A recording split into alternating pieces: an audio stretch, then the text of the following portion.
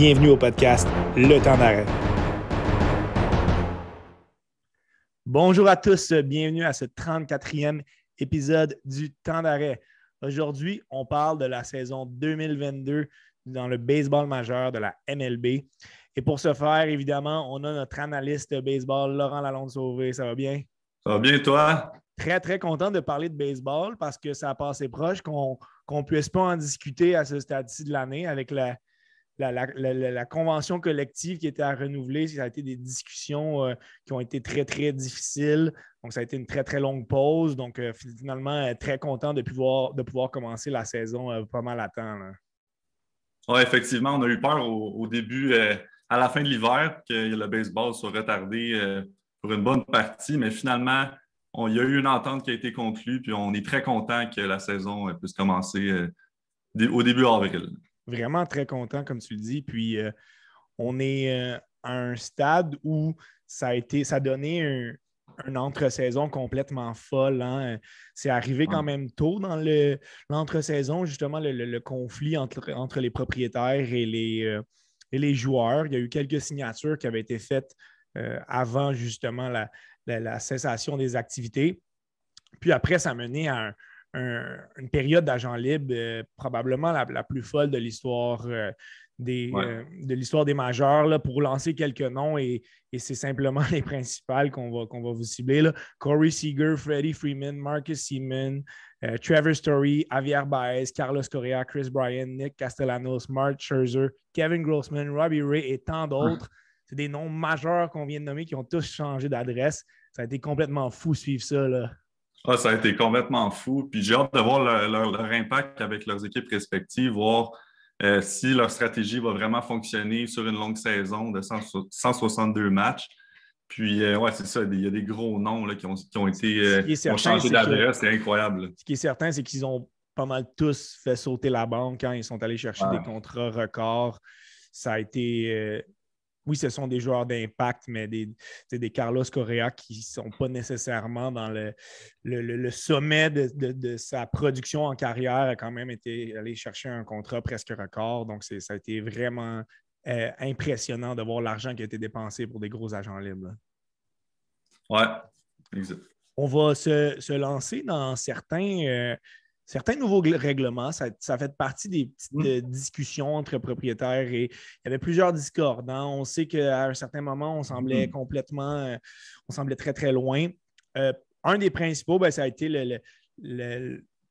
disons, la mise en place du frappeur désigné qui est maintenant universel dans la MLB. La Ligue nationale a fini par rejoindre la Ligue américaine après tant d'années. Comment tu perçois ce changement-là? Là? Écoute, moi, je vois cette règle-là comme la règle Shohei Ohtani, on pourrait dire. Écoute, ça va permettre aux frappeurs qui sont bons au bâton de frapper ou de rester dans la partie même après avoir été retirés du match, comme le cas de Shohei Ohtani avec les Angels. Mais écoute, maintenant dans la Ligue nationale, ça va être intéressant de voir qui va être utilisé comme frappeur désigné.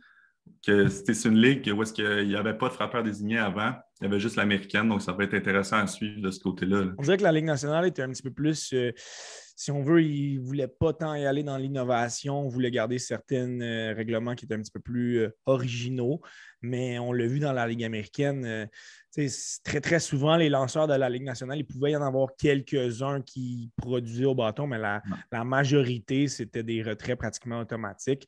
Donc, les gros frappeurs de la Ligue américaine maintenant sont un petit peu plus sont partagés dans la Ligue. Donc, je pense que c'est seulement positif pour le spectacle. Un autre point majeur, ça a été l'augmentation du nombre d'équipes en séries éliminatoires. On sait que les propriétaires voulaient plus d'équipes, les joueurs étaient un petit peu moins chauds à l'idée. On passe maintenant à 6 équipes qui vont faire les séries éliminatoires par association. Les 2 meilleurs vont passer directement, auront un bye. Un tour de bye, donc ils vont passer directement au tour suivant. Donc, comment tu perçois ce changement d'augmentation d'équipe-là?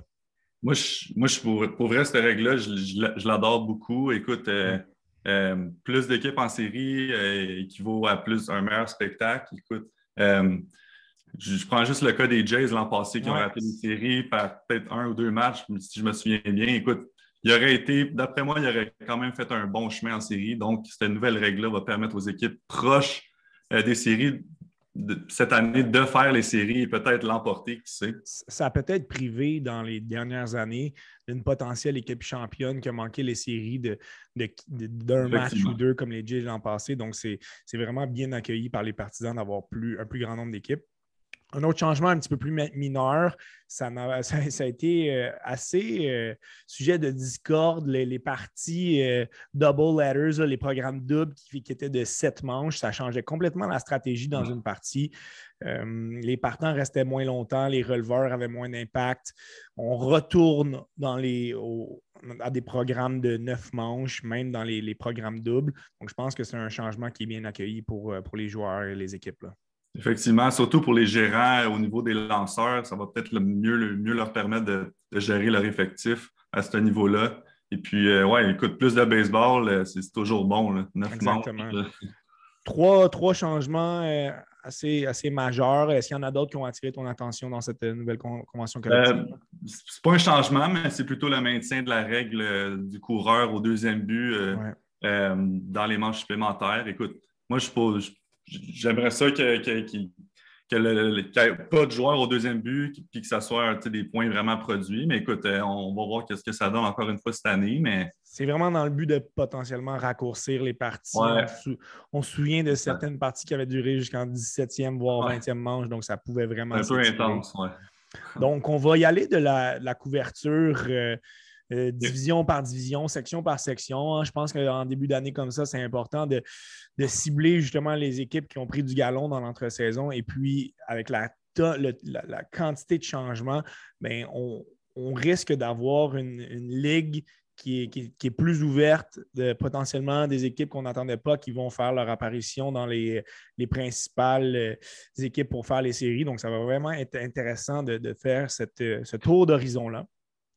Lançons-nous dans la division américaine, la section ouest, qui est vraiment celle la plus connue par les partisans de baseball au Québec. On s'est fié un petit peu sur certaines projections, sur nos analyses aussi. On n'est pas étranger de placer les Blue Jays potentiellement au premier rang de la section, mais c'est une équipe qui est hyper équilibrée, là. Oui, c'est une équipe qui est très complète. Écoute, ils sont dans leur fenêtre cette année. Ils vont sûrement finir premier, sinon peut-être deuxième, mais c'est une équipe qui va faire les séries, effectivement, presque assurée. Écoute, juste Vladimir Guerrero, écoute, c'est une super vedette. Il va peut-être gagner le championnat pour les circuits et peut-être les points produits. Guerrero, Bichette vont continuer à prendre de l'aplomb, là. C'est très bien. C'est une équipe très complète, surtout qu'ils ont acquis aussi Matt Chapman, des A's, qui vient combler un poste au troisième but, là. C'est justement des lacunes qu'on avait l'année passée chez les Blue Jays. Le troisième but. Oui, on perd Marcus Semien qui avait été excellent au deuxième but. On mise sur Kevin Biggio qui a eu une année difficile, qui pourra peut-être faire le travail. Mais c'est surtout au niveau de la rotation de partants. On avait beaucoup de points d'interrogation l'année passée. Plusieurs lanceurs n'ont pas fait le travail. Là, on met tout le monde un petit peu dans sa chaise. Là, on est allé chercher l'excellent José Berrios l'année passée qui fait de l'excellent travail, qui est pas mal le lanceur numéro 1. On a laissé partir Robbie Ray. On a compensé en allant chercher Kevin Grossman, qui est excellent, et Eugene Ryu, qui rentre dans la bonne chaise en tant que troisième lanceur. Je pense que c'est ça qu'il faut s'attendre de lui. On complète ça avec Alek Manoah et le Japonais Kikuchi. Donc, c'est 5 très bons partants, là. Écoute, c'est une rotation qui fait quand même peur, surtout dans l'Est de l'américaine. Ils sont très complets. Donc, à chaque journée, il va y avoir un très bon lanceur au monticule. Donc, j'aimerais pas affronter les Jays trop souvent, là. Et à pareille date, l'année passée, on se parlait de la potentielle faiblesse aussi des Jays. On avait beaucoup de points d'interrogation au niveau des releveurs. Est-ce que selon toi, c'est un besoin qui a été corrigé? On les a vus faire quelques acquisitions au courant de l'année. On est allé chercher Yimi Garcia au début de la saison, il y a quelques semaines aussi. Ça a toujours été un peu le point d'interrogation des Jays. Écoute, ils n'ont pas nécessairement de gros noms dans l'enclos des releveurs comparativement à d'autres équipes dans l'américaine. Mais écoute, c'est une équipe qui va marquer beaucoup de points, donc ils peuvent se faire sauver à ce niveau-là. Ça va être des matchs à haut pointage, mais s'ils pouvaient peut-être essayer d'aller acquérir un excellent releveur en mi-saison, juste avant les séries, ils pourraient être une équipe très dangereuse. Jordan Romano a quand même pris une belle place dans la position l'année passée. Ouais. Donc, en tant que closer, pour faire de l'excellent travail. Il faut mettre en contexte que la division Est de l'américaine, elle est extrêmement compétitive. Donc, chacune, je pense, des 4 premières équipes qu'on va discuter pourrait terminer premier. On va passer aux Rays de Tampa Bay, qui ont connu énormément de succès dans les dernières années. Ils sont bons partout, mais c'est surtout la qualité des réservistes qu'ils ont qui les dissocie des autres équipes. La preuve, ils ont échangé Austin Meadows, qui était quand même un bon joueur pour eux, a produit l'année passée, tout juste il y a quelques jours. On n'en avait pas besoin, faisait quand même un gros salaire. Ça montre que cette équipe-là est quand même très bien garnie, là. Écoute, c'est une équipe qui va tenir tête aux Jays, assurément. Ils se présentent d'année en année. C'est une équipe qui n'est pas toujours sur le radar des experts pour finir premier, mais sont toujours présents. Écoute, ils ont des releveurs excellents dans l'enclos. En plus, ils ont des bons jeunes frappeurs comme Randy Arozarena, aussi Franco, le jeune. Franco. Écoute, il est excellent au bâton. Quelle saison recrue, hein? Donc, c'est une équipe à surveiller aussi dans l'Est de l'américaine. On a d'excellents joueurs de position, là, des bons frappeurs efficaces, mais qui excellent en défensive. Au niveau de la rotation des partants, c'est sûr que la perte pour l'année de Tyler Glasnow fait mal. C'est une rotation qui est menée par Shane McClellan, mais on a des joueurs qui font le travail avec lui, Rasmussen. Même chose du côté des releveurs. Ce n'est pas les noms les plus connus, mais tout le monde lance de la bonne balle. Troisième équipe de la section, les Yankees de New York qui ont encore une fois dépensé beaucoup d'argent dans cette entre-saison. Si tu es d'accord avec moi, j'ai analysé qu'ils ont fait certains se sont améliorés en termes de joueurs de position. On a échangé des joueurs qui étaient peut-être un petit peu problématiques là, leur receveur, là, Gary Sanchez et exactement. Donc, c'était un petit peu difficile à ce niveau-là, mais on a fait une bonne acquisition à Josh Donaldson, qui est un bon frappeur aussi, donc il pourrait avoir du succès au Yankee Stadium, en plus d'avoir les Judge, Stanton, Gallo. Mais pour eux, la grosse question, c'est est-ce qu'ils peuvent rester en santé, là? Ça a toujours été ça avec les Yankees. Écoute, sur papier, écoute, c'est une équipe remplie de superstars. Ils frappent la longue balle à chaque année, mais c'est les blessures, comme tu as dit, qui viennent souvent, écoute, brouiller les cartes pour cette équipe-là. Comme tu as dit, ils ont échangé Gary Sanchez, mais là, ils ont peut-être une petite faiblesse au niveau de receveur avec Trevino et Higashioka. Ils vont peut-être essayer de trouver un meilleur remplaçant d'ici là. Mais écoute, ils ont des excellents lanceurs aussi. Une équipe très complète, là, les Yankees. Garrett Cole, Montgomery, Severino. La relève est correcte. On sait qu'ils ont certains gros noms. On pense à Aroldis Chapman. Il n'a plus la vélocité qu'avant. On ne lance plus la balle aussi rapidement qu'avant. Ça a été, on a des bons, on mise beaucoup sur les partants. Là. On espère, lorsqu'un partant va flancher, ça risque d'être difficile pour les Yankees de gagner ces matchs-là. Mais pour eux, s'ils sont en santé, ils pourraient très bien finir au premier rang. Mais avec les gros frappeurs qu'ils ont, Aaron Judge, Stanton, Gallo, même Rizzo, c'est des gars qui sont blessés périodiquement.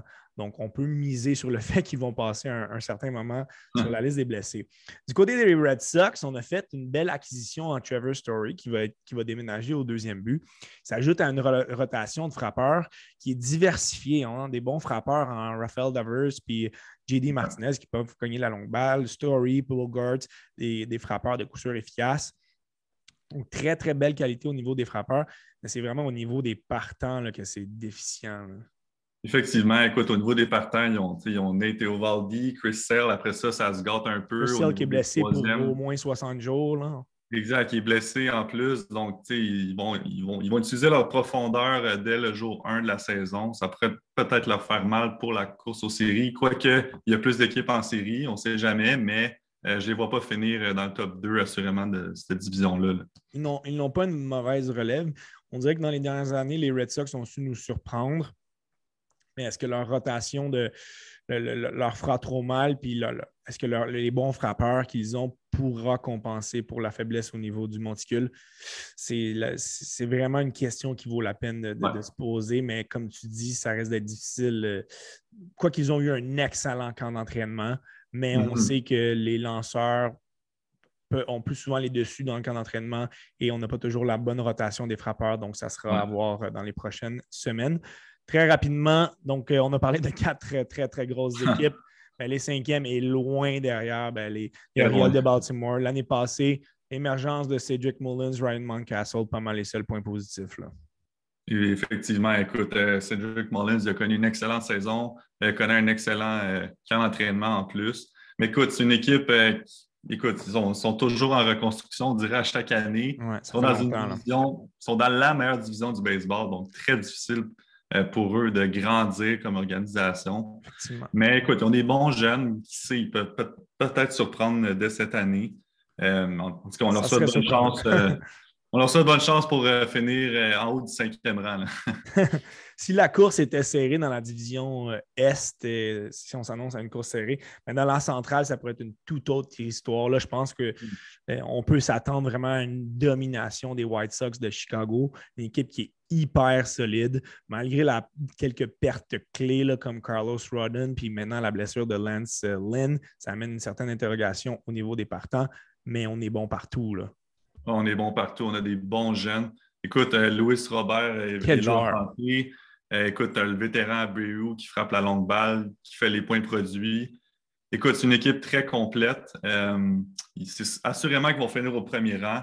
Une équipe très spectaculaire à regarder jouer. Et puis, ils ont d'excellents lanceurs, tant au niveau des Une des meilleures partants. relèves de la Ligue aussi, menée par Liam Hendricks, là. Exact. C'est un des meilleurs closers de la game, comme on peut dire. Et puis, une équipe très excitante. Bien hâte de les voir jouer, ceux-là. Absolument. Pour le reste de la division, c'est un petit peu plus ouvert, hein. Je pense que Ouais. les positions 2-3, ça pourrait être interchangé. On place les Tigers de Détroit. Oui, les Tigers, qu'on Ouais. était 5e à pareille date l'année passée, mais c'est une belle progression qui est à venir. On a fait l'acquisition de Javier Baez, qui est un excellent joueur défensif, frappeur efficace. Austin Meadows qui part des Rays, donc comble un petit peu un besoin dans le champ. Ça ajoute à Robbie Grossman, donc deux très bons frappeurs. Puis on va voir les débuts de l'ancien choix de première ronde au total, le premier choix au total de 2020, Spencer Torkelson, le joueur de premier but. Donc ça s'annonce une formation quand même très excitante au niveau des Tigers. Oui, comme tu as dit, écoute, ils ont des bons jeunes qui vont monter dans la Grande Ligue dès cette année, comme Torkelson. Écoute, moi, je suis quand même content pour les Tigers. Ils ont été Ouais. souvent dans la cave, comme on peut dire, dans cette division-là.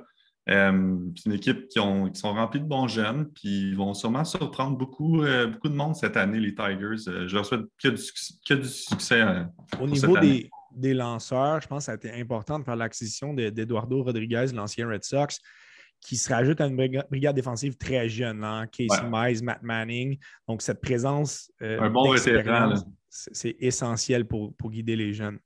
Ouais.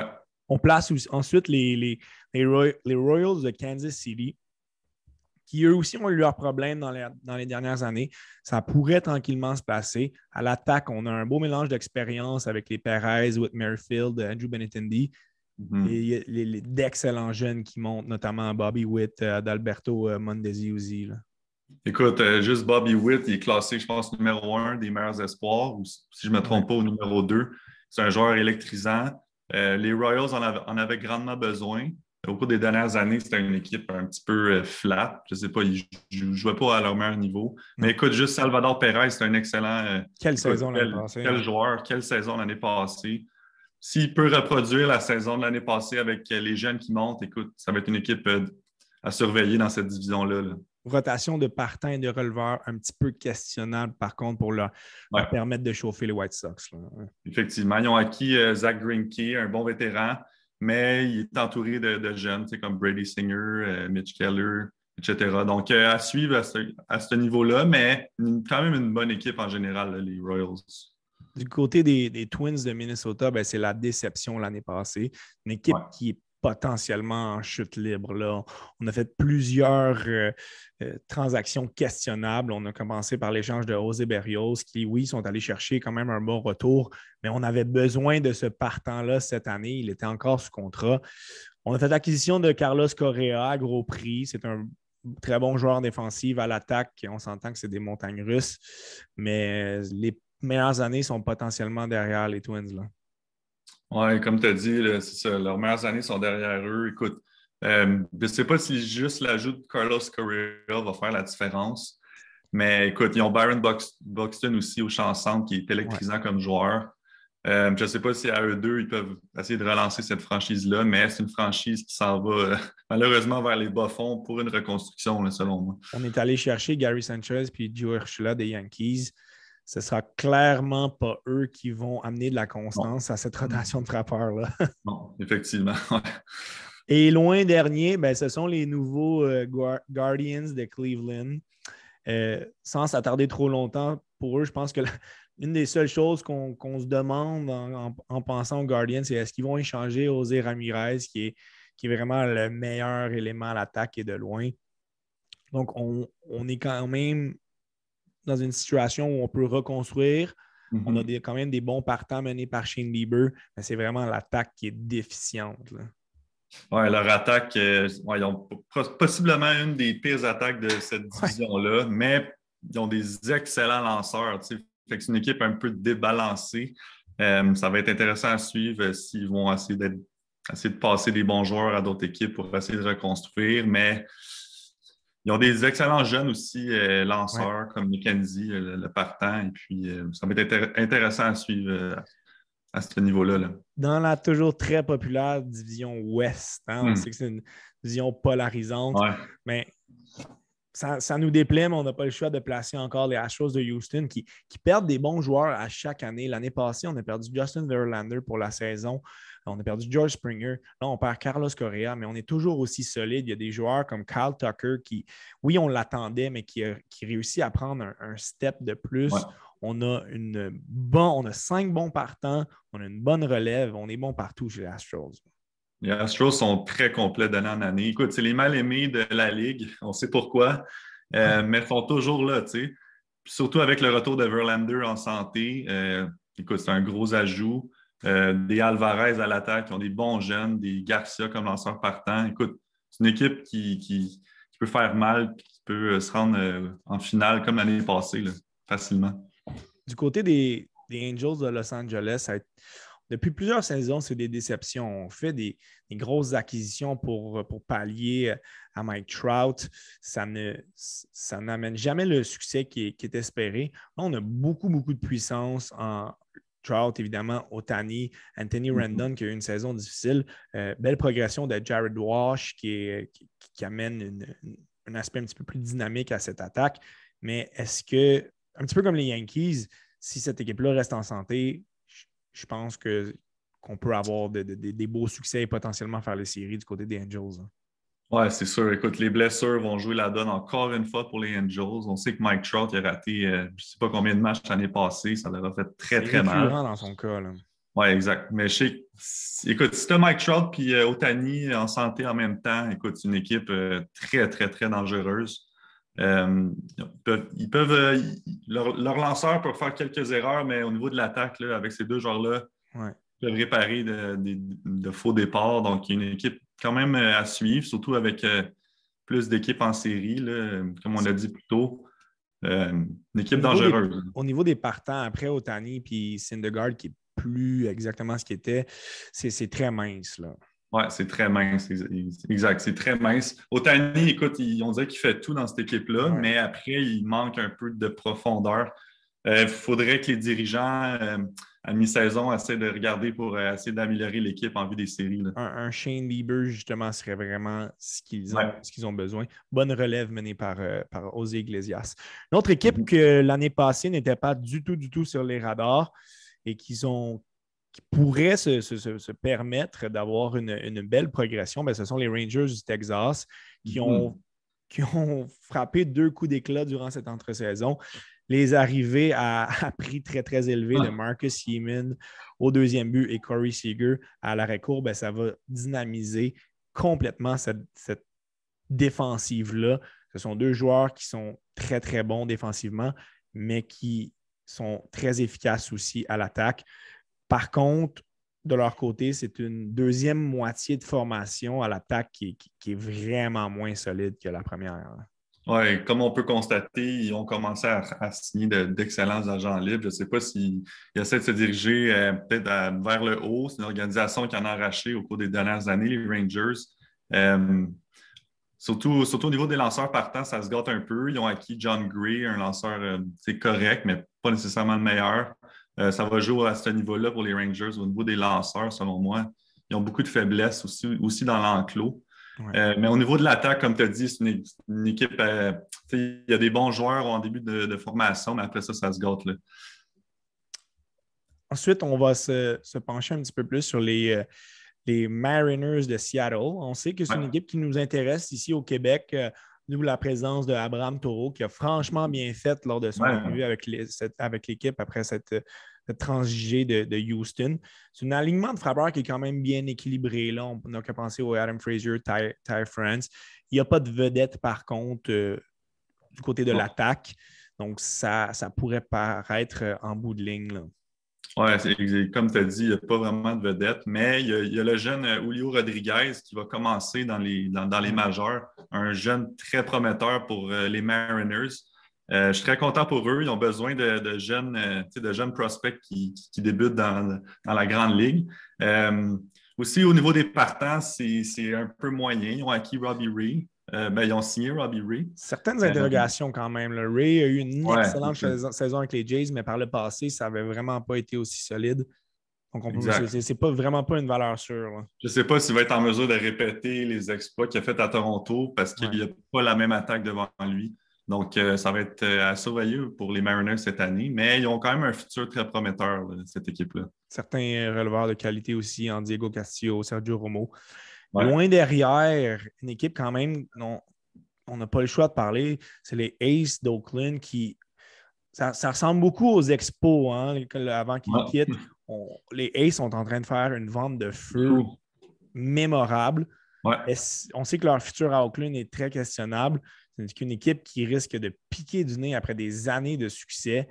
On réussit toujours à surprendre, mais là, je pense que c'est inévitable. On a échangé dans l'entre-saison Matt Chapman, Olsen, Manea, Bassett, des joueurs très, très importants. Le futur s'annonce pas très prometteur à Oakland. Non? Bon, ils sont vraiment en reconstruction, mais totale. C'est vraiment. En tout cas, ça a commencé dans l'entre-saison. Ils ont échangé des super vedettes à d'autres équipes. Je ne sais pas s'ils vont continuer le travail avec peut-être Laureano, qui peut peut-être changer ou peut-être aider une autre équipe. Je ne sais pas, c'est un excellent joueur. Même Frankie Montas, un lanceur partant, qui pourrait peut-être aider une rotation. Mais écoute, c'est une équipe, comme tu as dit, on ne sait pas. Je ne sais pas où est-ce qu'ils s'en vont. C'est une vente de feu, là, carrément. On entend parler peut-être d'un potentiel déménagement à Las Vegas. Ouais. C'est une ville extrêmement populaire. Ça ne serait pas une localisation qui serait trop, trop difficile pour l'organisation. Mm-hmm. Mais c'est définitivement beaucoup, beaucoup de points d'interrogation et ça ne sera pas une super belle saison à Oakland. Non. On va transiger immédiatement vers la Ligue nationale.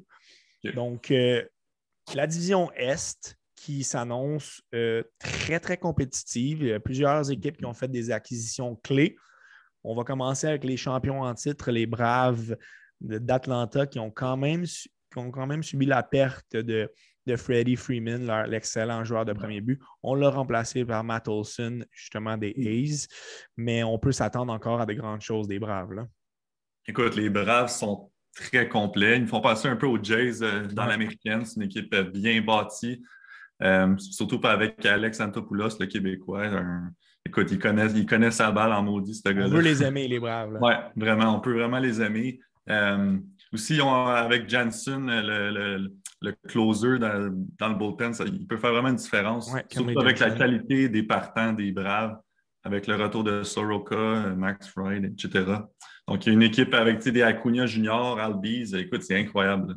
C'est une équipe très excitante, comme tu as dit, Acuna qui se remet tranquillement de sa blessure. On a eu des belles histoires lors des dernières séries éliminatoires. Austin Riley qui a été un frappeur très important. Eddie Rosario qui est parti de Minnesota pour relancer sa carrière.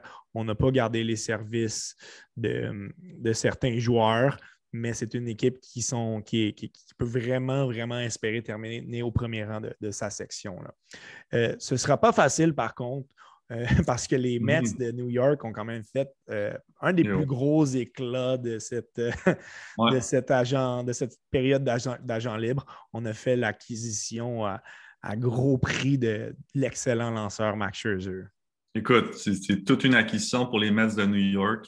Surtout qu'il y avait déjà d'excellents partants en DeGrom, là, Ouais. etc. Donc, je ne sais pas, ça va être vraiment une rotation épeurante pour les équipes adverses.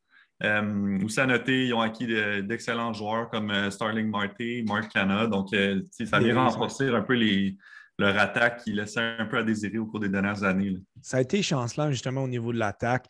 Euh, Tous des joueurs, Francisco Lindor, Jeff McNeil, Pete Alonso, qui ont déçu. Ils ont démontré des belles choses par le passé. On s'attendait à beaucoup. Ils ont déçu. Donc, les acquisitions de Marte et Cana viennent équilibrer l'alignement, puis on se retrouve avec 9 joueurs capables de frapper soir après soir. Donc, ça va vraiment rendre les Mets très dangereux. Edwin Diaz, qui est un closer de qualité. Donc, avec Carlos Carrasco, qui, s'il peut être en santé, ça va vraiment être une rotation de partant très intéressante du côté des Mets, là. Ouais. Les Phillies de Philadelphie aussi ont fait des belles acquisitions. C'est un petit peu la même chose du côté des Phillies que des Mets. On avait des bons frappeurs. Bryce Harper a connu une extraordinaire saison l'année passée. Oui, JT Realmuto, Rhys Hoskins, mais après ça, c'était un petit peu mince. L'acquisition clé de Nick Castellanos et de Kyle Schwarber peut vraiment dynamiser et complètement changer cette attaque-là, là. Effectivement, écoute, juste être supporté par deux autres excellents frappeurs, moi, en étant Bryce Harper, écoute, je suis très content de ces acquisitions-là. Écoute, tu n'as jamais assez de bons frappeurs dans une équipe, surtout pour les Phillies, qui, écoute, se fiaient possiblement juste sur Bryce Harper depuis les dernières années. Ça peut faire la différence pour les Phillies, là, peut-être même aller en série et peut-être causer une surprise, qui sait. Le sommet de la rotation de lanceurs est intéressant en Zach Wheeler, Aaron Nola, un petit peu mince après ça. Puis c'est la même chose du côté des releveurs. Là, on a des joueurs intéressants en Reusis, Familia, mais il n'y a pas une super belle profondeur à ce niveau-là, là. Non, écoute, ils ont acquis Brad Hand puis Corey Knebel. Il essaie de pallier un peu, il essaie d'améliorer un peu leur enclos de releveurs. Ça a toujours été un petit peu Un problème. un problème à Philadelphie depuis les dernières années. J'espère pour eux qu'ils vont trouver la solution à ça parce que ça va être une équipe très dangereuse et complète si jamais ils réussissent à améliorer Les leur Mets, bullpen. les Mets et les Phillies, deux équipes qui peuvent légitimement espérer être en série. Et ensuite, on a un gros gap par rapport aux deux dernières équipes de la division, les Marlins de la Floride, qui ont fait quand même une belle acquisition en Jorge Soler, là, mais reste que la jeune sensation Jazz Chilslum est un petit peu tout seul là-bas, là. Ouais, écoute, ce genre-là, il a surpris beaucoup de monde l'année passée. Personne ne l'attendait vraiment pour produire autant. C'est une équipe qui va être dans les bas-fonds, malheureusement, de cette division-là cette année. Trevor Rogers aussi, là, qui a eu une excellente saison l'année passée, là, aurait pu gagner la recrue de l'année, là. Exact. Il a connu une excellente saison. Ils ont quand même des bons lanceurs, Alcantara, Lopez, mais à part de ça, ça se gâte un peu au niveau de la profondeur, là. On va gagner beaucoup de matchs au niveau des Marlins. Peut-être dans une autre division, ça serait un petit peu moins compétitif. Ils auraient eu une chance d'avoir une meilleure fiche, mais là, ça va être très difficile. Et bon, dernier, bien, on place les Nationals de Washington. Puis de ce côté-là, Juan Soto, lui, est vraiment seul là, du côté de l'attaque. Vraiment seul, ouais. Comme tu as dit, écoute, il a perdu, il a perdu des excellents lanceurs partants pour le supporter. Et puis, écoute, ils n'ont pas le choix de rebâtir cette organisation-là autour de Juan Soto. Ça va peut-être prendre une couple d'années, mais je leur souhaite que ce soit assez rapidement. On est allé chercher quand même des retours intéressants dans l'échange de Trey Turner et Max Scherzer. Gardez un œil aussi sur Carter Kieboom, qui est un jeune en ascension là, dans la MLB. Du côté de la centrale, ben, c'est un petit peu ouvert entre. Je pense qu'on peut clairement attendre une bataille entre deux équipes, là, les Cards puis les Brewers. Les Cards qui pourraient finir au premier rang. Donc, encore une fois, ben, c'est la même recette, on dirait, année après année du côté des Cards. On est très équilibré, autant au niveau des frappeurs, des lanceurs que des releveurs. Une équipe très équilibrée, mais surtout une équipe excellente en défensive, sinon la meilleure de toute la ligue, je dirais même. Écoute, ils ont des excellents joueurs au champ comme Harrison O'Neal, Bader. Ouais, ils sont très forts en défensive, même au bâton, ils sont excellents. Surtout avec, écoute, juste Arenado et Goldschmidt, c'est de la puissance, donc il y a des points assurés. Et puis, comme tu as dit, avec une formation partante quand même excellente. Écoute, c'est une équipe qui va peut-être faire des ravages en série, là, les Cards. Belle acquisition avec l'ancien Jay Steven Matz qui vient potentiellement pallier la perte de Jack Flaherty pour un moment, là. Donc, c'est les Cards toujours très intéressants à regarder. L'année passée, on a quand même été surpris des succès des Brewers de Milwaukee. Ils ont vraiment, vraiment été menés par ce trio de partants qui était franchement très, très efficace. Corbin Burns qui a gagné le trophée Cy Young avec une année complètement extraordinaire, est appuyé de Brandon Woodruff, Freddie Peralta. C'est vraiment la rotation de partants qui risque de donner une bonne chance aux Brewers de faire les séries. Oui, encore cette année, leur partant va être la clé pour les Brewers.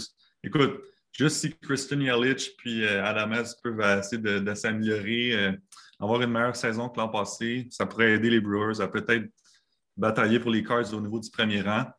Mais écoute, c'est une équipe axée sur les lanceurs, des excellents joueurs au niveau de l'enclos aussi. Donc, ça va être intéressant à surveiller la bataille entre les Brewers et les Cards. Trois équipes ensuite pour qui ça risque d'être pas mal plus difficile. Là, les Cubs de Chicago qui vont vraiment d'un changement complètement d'identité. Puis c'est tant mieux pour eux. On a fait des belles acquisitions au niveau des transactions, mais il n'y a pas énormément de points positifs du côté des Cubs, là. Non, écoute, les Cubs, ils recommencent petit peu à petit peu leur reconstruction. Écoute, ils ont signé un joueur du Japon, quand même intéressant, Suzuki. Qui depuis 6 ans était le meilleur frappeur là-bas. On ne sait jamais. Peut-être que la transition va se faire un petit peu plus lente de son côté, mais je souhaite aux Cubs que leur. Écoute, ça a tout le temps été une équipe mythique du baseball, donc je leur souhaite quand même une reconstruction assez rapide, là. On est allé peut-être patcher certains besoins avec les acquisitions de Marcus Stroman puis Wade Miley en tant que partant, mais ce ne sont pas vraiment des gars qui peuvent te permettre de gagner soir après soir, là. Donc, Wilson Contreras risque de trouver la saison un peu longue. Les Reds de Cincinnati qui nous ont vraiment surpris l'année passée, hein, avec justement les Castellanos, les Miley, Wade Miley qui a une très, très bonne saison, Tyler Mell aussi.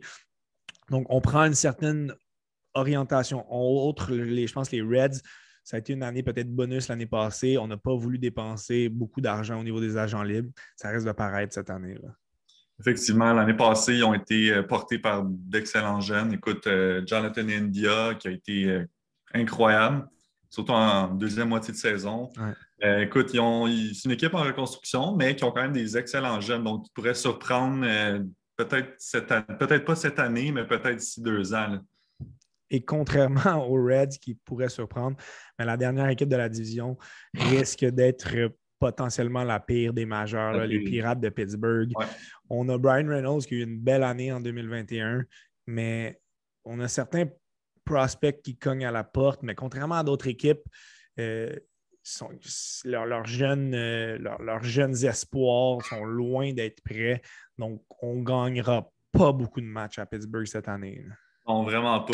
Ils vont trouver quand même la saison très longue, les partisans des Pirates. Écoute, ils ont trois jeunes assez prometteurs, des Hayes, des O'Neal Cruz et peut-être Mitch Keller comme partant. Mais à part de ça, écoute, c'est très, très faible comme profondeur. Donc, je leur souhaite le meilleur cette année, mais ça va être très, très difficile. On va y aller avec la dernière division de la division nationale, la section ouest, qui nous a permis d'avoir une bataille presque sans précédent là, dans l'année passée avec l'extraordinaire saison des Giants de San Francisco. On attendait beaucoup les Dodgers. Ils ont fait un bon travail. Les Padres nous ont déçus encore l'année passée. Ça risque d'être vraiment les trois grosses équipes de tête. Les Dodgers, on a perdu des joueurs clés en Seager, Scherzer. Mais l'acquisition de Freddie Freeman est un bombe sur tous ces petits bobos-là. Là. On va avoir une attaque qui est encore très, très diversifiée et dangereuse avec les Trey Turner, Gavin Lux, aussi Max Muncy qui est toujours très, très bon. Mookie Betts qui a eu une saison un petit peu en dents l'an passé, mais ça reste un excellent joueur de baseball. Oui, écoute, les Dodgers, ça a toujours été la puissance dans cette division-là, on ne se le cachera pas, mais écoute, juste l'ajout de Freddie Freeman, un joueur incroyable au premier but. Puis l'ajout de Kimbrel pour combler la perte de Jansen. Écoute, ils sont quand même solides, les Dodgers. Ils trouvent toujours le moyen de se grossir d'année en année. Puis qui sait, peut-être qu'ils vont essayer de reprendre leur titre là, cette année. Là. Certaines interrogations au niveau de certains joueurs clés, là, Clayton Kershaw, Cody Bellinger, qui n'ont pas été constants dans les dernières années. Donc, ça va quand même être important que justement Justin Turner aussi, que ces vétérans-là donnent une bonne production pour qu'ils finissent au premier rang. Mm-hmm. La deuxième équipe qu'on surveille dans cette section, c'est les Giants qui nous ont surpris. Ça a été une superbe histoire l'année passée. Là. On mise un petit peu sur, comme on a vu ailleurs avec les Mariners, mais on est en mieux. On a une équipe diversifiée qui n'a pas de superstars, mais tout le monde fait de l'excellent travail. Au niveau des Giants, là, Alex Wood, Anthony Descalfani, des très bons lanceurs. Logan Webb aussi. Donc, on est équipé là, du côté des Giants. Oui, au niveau des Giants, leur force, c'est leur lanceur. Comme tu as dit, au niveau de l'attaque, ils n'ont pas vraiment de super vedette, mais tout le monde joue son rôle à merveille. C'est ça qui fait leur force. Les Giants sont imprévisibles, mais tout le temps efficaces. Puis, je ne sais pas si Logan Webb etc. vont quand même connaître encore de bonnes saisons. On leur souhaite, mais ils vont probablement finir au deuxième rang de cette division-là. Là. Les Padres qu'on attendait potentiellement pour battre les Dodgers, pour gagner une série mondiale après une entre-saison complètement folle l'année passée. Ça a été décevant. On a manqué de finition. On a changé notre gérant qui avait fait plusieurs erreurs de coaching l'année passée. Est-ce qu'on peut vraiment s'attendre à une meilleure saison des Padres cette année? Là? Écoute, ça va être difficile pour les Padres encore une fois. Écoute, la blessure de Fernando Tatis. Ça change complètement la donne. Ça change encore une fois la donne pour les Padres. Écoute, ils ont des bons jeunes lanceurs. Écoute, Blake Snell, ils ont acquis Sean Manaea. Écoute, je ne sais pas si Yu Darvish va encore solide cette année, peut-être. Est-ce que Joe Musgrove et Blake Snell, sur papier, c'est des lanceurs de qualité, mais ils amènent leur lot d'interrogation. Oui, effectivement. Écoute, je leur souhaite que les blessures n'entrent pas en jeu pour cette équipe-là parce qu'ils ont quand même beaucoup de potentiel, surtout avec le retour de Mike Clevinger cette année qui a raté la saison passée. Écoute, ils peuvent quand même surprendre, mais ils vont possiblement finir en milieu de peloton de cette division-là. Là. C'est dommage pour le baseball majeur parce que justement, les gens veulent voir des Fernando Tatis Jr. jouer. Manny Machado a fait du bon travail l'année passée, mais il ne pourra clairement pas pallier à son absence. Donc, c'est vraiment très dommage pour le baseball majeur au complet, mais surtout les Padres. Du côté des Rockies de Cleveland, bien, on dirait qu'on s'orientait vers une reconstruction avec les échanges de Nolan Arenado, avec le départ de Trevor Story. Et là, on va chercher à gros prix Chris Bryant. C'est un petit peu difficile à suivre là, la stratégie des Rockies là, actuellement. Là. Quand même, cette signature-là m'a quand même surpris. Je m'attendais à ce qu'ils rebâtissent un petit peu avec les jeunes, mais ils ont acquis Bryant, un vétéran qui a déjà gagné dans le passé. Écoute, ils peuvent quand même surprendre, mais il y a clairement un manque de profondeur à l'attaque au niveau des Rockies, surtout avec le départ de Story. Je ne sais pas si Bryant va être capable de porter toute cette pression-là sur ses épaules. Qui sait, peut-être, mais en tout cas, je leur souhaite le meilleur. Clairement, une décision financière dans son cas. Il est clairement pas allé là pour être pour espérer gagner un championnat. Est-ce qu'il a vraiment reçu proposition de contrat d'une équipe de tête? On en doute. Chris Bryant, c'est un gars qui est en déclin. Mais c'est ça un petit peu du côté des Rockies. Là. Charlie Blackmon aussi, ce n'est vraiment plus ce que c'était. Donc, s'attend à peu du côté des Rockies cette année. La dernière équipe des majeurs, ce sont les Diamondbacks. Ben, là aussi, il n'y a pas énormément à parler. On les attendait un petit peu plus que ça pour l'année passée. Ben, ils sont un petit peu en déclin là, avec certains départs clés. Donc, mis à part Ketel Marte, Dalton Varsho et Carson Kelly qui ont quand même démontré des belles choses, c'est très mince là, au niveau des releveurs, des partants aussi. Là. Très mince, oui, effectivement. Ils peuvent compter sur 2 bons vétérans, Bumgarner et Weaver, comme partants, mais écoute, comme jeunes, ils ont peut-être Alec Thomas qui pourrait peut-être débuter la saison, mais à part de ça, ils vont passer un peu aux Pirates. Là, ça va être très difficile comme saison là, pour les D-backs. Je pense qu'en bout de ligne, après avoir fait ce tour d'horizon-là, on peut peut-être plus cette année que par d'autres années, on peut clairement cibler les équipes qui vont être compétitives. Oui, il y en a qui vont être dans les sommets de leur division. Oui, il va y avoir des courses, mais les équipes faibles, ils risquent d'avoir une marge énorme par rapport juste au milieu de peloton là, avec ces équipes faibles-là. Donc, plusieurs équipes qui risquent de rapidement être éliminées de la course. Mais on l'a vu que dans quand même plusieurs divisions, on va avoir des courses qui vont être franchement intéressantes à suivre. On va avoir du très, très bon baseball majeur en 2022. Puis, en quelques mots, là, à quoi tu t'attends de certaines équipes clés ou de la saison qui s'en vient? Là? Écoute, moi, je m'attends à de l'excellent baseball en 2022. Ça va être une saison un peu différente, surtout avec l'ajout de 2 équipes supplémentaires en série. Donc, les équipes vont peut-être, au niveau des transactions vers la fin de saison, j'ai hâte de voir la stratégie des équipes qui vont emprunter à ce niveau-là. Mais écoute, je regarde juste dans la division des Jays, peut-être que même les 4 premières équipes pourraient participer aux séries. Ça serait quand même intéressant pour les fans de incroyable. baseball. C'est justement l'effet que peut amener ce nouveau concept à 6 équipes. 2 petites questions rapidement pour toi. Premièrement, les Blue Jays, oui, on les place premiers. Est-ce que pour toi, ce sont des contenders légitimes à gagner la Série mondiale? Selon moi, ils pourraient possiblement se rendre en Série mondiale, mais ils vont devoir passer les Astros, qui selon moi, sont quand même toujours un gros test d'année en année. Mais ouais, pour vrai, ils ont la puissance, ils ont les lanceurs partants. Écoute, ils ont la jeunesse. Selon moi, ils ont tout pour se rendre jusqu'au bout là, cette année. Là. Mis à part les Jays, une autre équipe qui retient ton attention pour la saison 2022? Moi, je n'ai pas le choix de retourner du côté des Braves. Écoute, ils sont ça aurait été mon choix très aussi. complets. Là. Pour vrai, les Braves, je regarde leur alignement encore aujourd'hui. Puis, écoute, il n'y a aucun trou, là, selon moi.